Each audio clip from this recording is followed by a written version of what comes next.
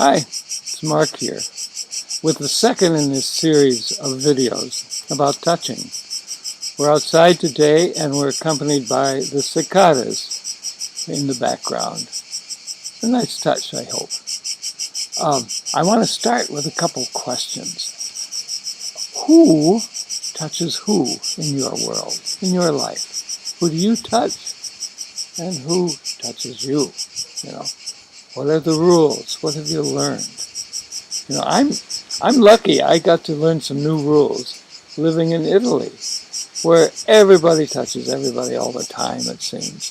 It's, you know, you meet a friend in the street or in a store or whatever, or for an evening together, and you start out with an embrace and a kiss on each cheek, mwah, mwah, you know, and a hug, you know, a really good felt hug, you know, not just a bomb, but a hug, you know.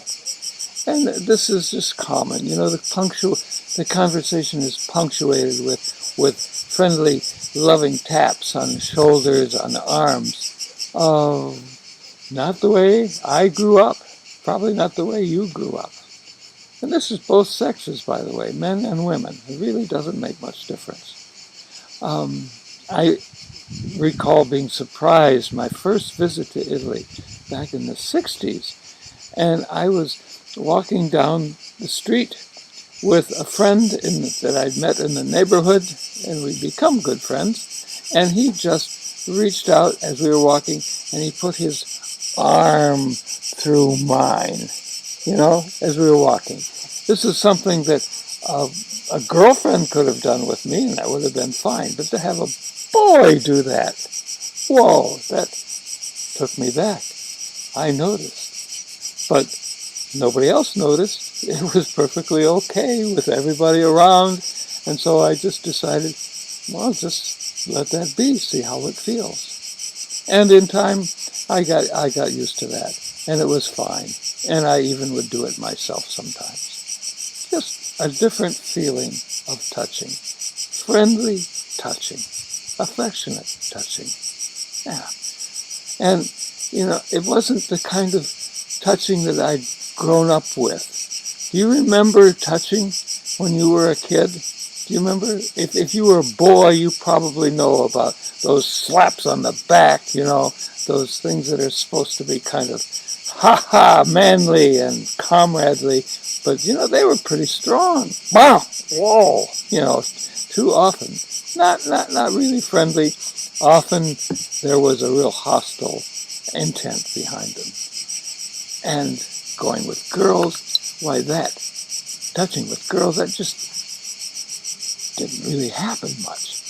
I remember from age 5 to 15 or so that probably the only females that I touched or who touched me were my mother and maybe a couple favorite aunts that I had. I liked touching them, and they seemed to like touching me. That was fine. But that was it. That was it, you know? And anytime it was a girl involved, there was special rules, which I understand, and maybe they were appropriate for the time, but they were certainly limiting in terms of how big the world of touch was. Maybe you remember times like that too.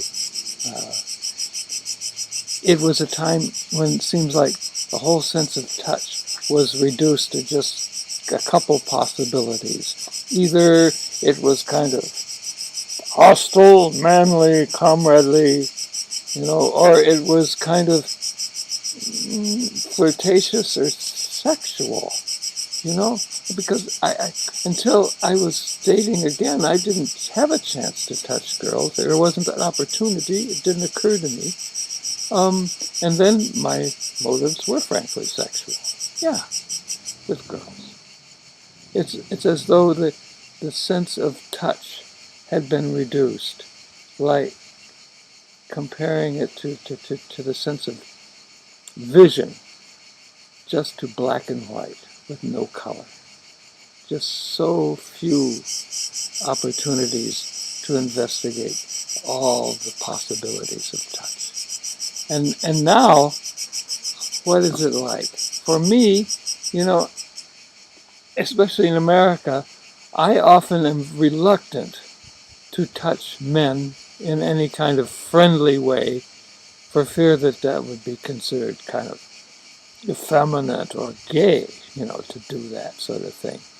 And I've even had experiences where I was reluctant to touch my own children in a really friendly, close kind of way for fear that that might be misunderstood in the atmosphere of those times. Is this something that happens to you too?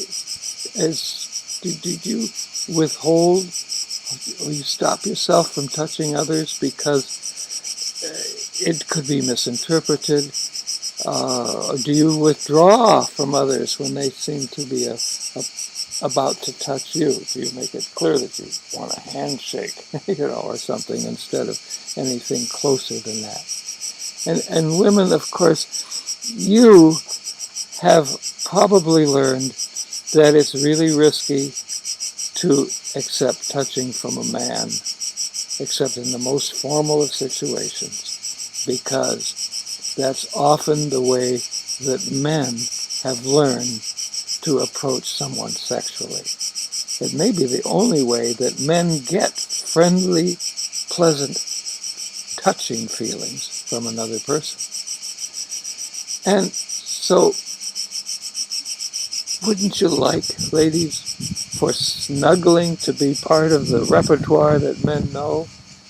And men, do you think that would be okay with you, to be able to snuggle with a woman for any length of time without getting sexually aroused and wanting it to turn into intercourse? Touching is so fundamental, and it has gotten so kind of warped in these strange directions. Virginia Satir was a pioneer in relationship therapy, and back in the 60s and 70s. And she said that people need 4 hugs a day just for survival, just to stay emotionally alive. And they need 8 hugs a day for a maintenance level of hugs. And you need 12 a day to actually grow and thrive.